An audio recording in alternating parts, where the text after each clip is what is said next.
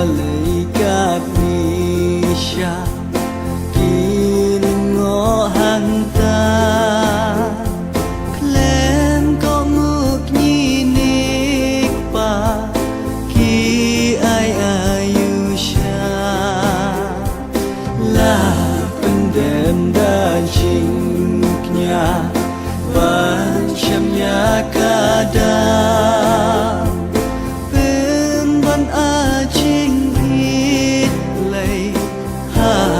Sim nang krau Naban bukun ba ijanga Syaying yang ineno Gadni kaspa kirhaing dan Kinlong jong pi barong Onay kumay onay kupabaro Ilong talan ngala Syamya utray Jisu ulong ublay shisha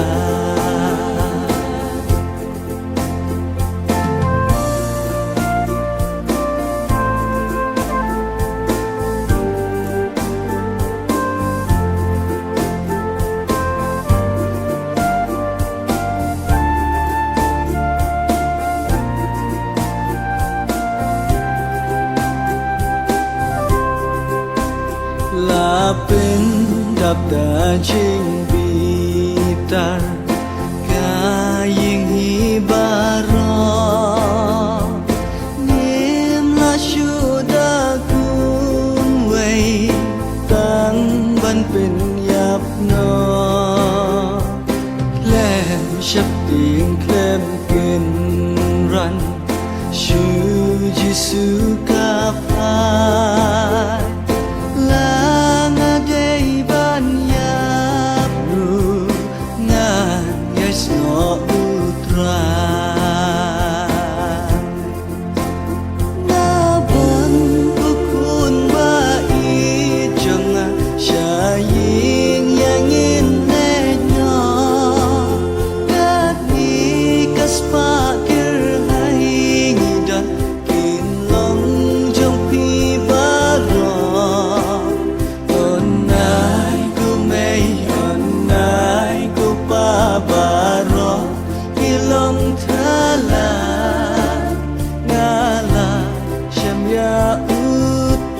Jisu